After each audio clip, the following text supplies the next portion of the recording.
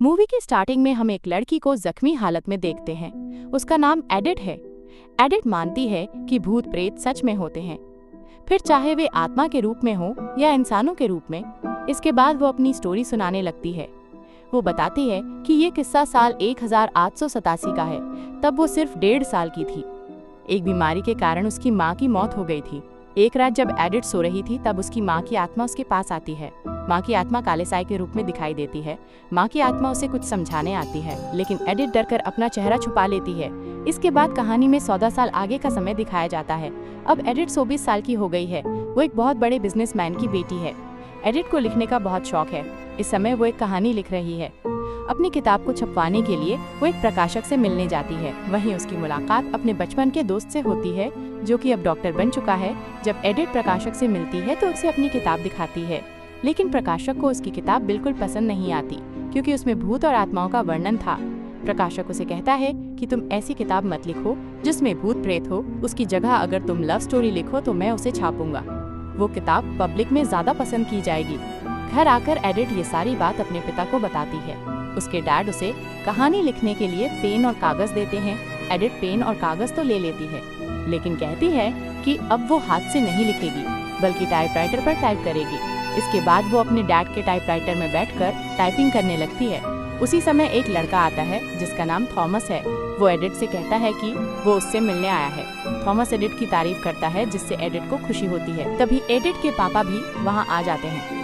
Thomas उनके सामने कहता है कि वो एक खास प्रोजेक्ट पर काम कर रहा है और उसे एक ऐसे बिजनेसमैन की जरूरत है जो उसके प्रोजेक्ट में पैसा लगाए। इसी सिलसिले में वो एडिट के पापा से मिलने आया है। बाद में थॉमस एडिट के पापा और बाकी बिजनेसमैन के साथ बैठक करता है। वह उन्हें अपना प्रोजेक्ट दिखाता है, जिसमें उसने एक ऐसी मशीन बनाई है जिससे जमीन में खुदाई की जा सकती है। लेकिन एडिट के पापा थॉमस की बात ठुकरा देते हैं। वे थॉमस को भला बुरा कहते हैं। एडिट के पापा कहते हैं कि उसका यह प्रोजेक्ट पहले भी कई जगह नाकाम हो चुका है और अस्वीकार किया गया है। वो कहते हैं कि अब वो इसे यहाँ लेकर आया है, लेकिन वे इसमें पैसे नहीं लगाएंगे। इसके बाद एडिट के पापा पार्टी में जाने की तैयारी कर रहे होते हैं। एडिट भी अपने पापा के साथ होती है। एडिट अपने पापा से कहती है कि आपने थॉमस के साथ ठीक व्यवहार नहीं किया।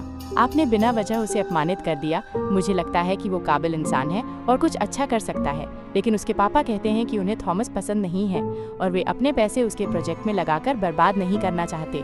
इतनी देर में एडिट का दोस्त जो डॉक्टर है पार्टी में जाने के लिए आ जाता है, लेकिन एडिट अपने कमरे में होती है और पार्टी में नहीं जाती। वो अपनी कहानी पर काम कर रही होती है। तभी अचानक उसके कमरे का दरवाजा अपने आप खुल जाता है। एडिट डरकर दरवाजा बंद कर देती है, लेकिन तभी दरवाजे से होकर उसकी माँ की आत्मा अंदर आ जाती है। उसकी माँ की आत्मा एडिट से कहती है, मेरी बात मानना, क्रिम्सन पीक से बचकर रहना। एडिट को समझ नहीं आता कि उसकी माँ क्या कहना चाहती है, लेकिन वह बहुत डर जाती है। तभी उसकी नौकरानी रूसी आती है और बताती है कि कोई थॉमस नाम का आदमी आपसे मिलने आया है। एडिट उससे मिलती है। थॉमस उसे डॉक्टर की पार्टी में चलने का कहता है। इसके बाद दोनों मिलकर उस पार्टी में जाते हैं। यहीं पर थॉमस की बहन भी मौजूद थी। यहाँ साफ दिख रहा था कि थॉमस अब एडिट को पसंद करने लगा है। वो एडिट से कहता है कि वो उस पर भरोसा करे। थॉमस की बहन पियानो बजाने लगती है तो थॉमस और एडिट दोनों डांस करने लगते हैं। अगली सुबह एडिट के पापा अपने एक आदमी को बुलाते हैं जो जासूस होता है। वे उसे थॉमस और उसकी बहन के बारे में सारी जानकारी इकट्ठा करने का बोलते हैं। उधर एडिट अपने डॉक्टर दोस्त से मिलने जाती है। डॉक्टर उसे कुछ चीजें दिखाता है और सावधान करते हुए कहता है, तुम थॉमस और उसकी बहन से बचकर रहना, वे लोग अच्छे नहीं हैं। इसी बीच थॉमस एडिट से मिलता है और अपनी बहन से कहता है, फिजूल बातों में मत पड़ो, अपनी अंगूठी मुझे दे दो। उसकी बहन बिना कुछ कहे अपनी अंगूठी उसे दे देती है, लेकिन कहती है, मुझे ये अंगूठी वापस चाहिए। थॉमस अपनी बहन को समझाता है कि हिम्मत रखो, हम जरूर कामयाब होंगे। इसी दौरान जासूस एडिट के पापा को थॉमस और उसकी बहन की सारी जानकारी वाली फाइल दे देता है। अब एडिट के पापा अपने घर पर एक पार्टी रखते हैं और सबको बुलाते हैं।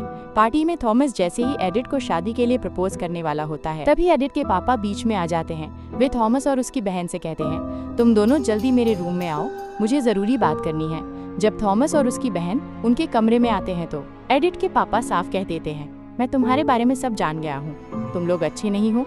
तुम मेरी बेटी की जिंदगी से दूर हो जाओ, वरना मैं खुद उसे सब सच बता दूंगा।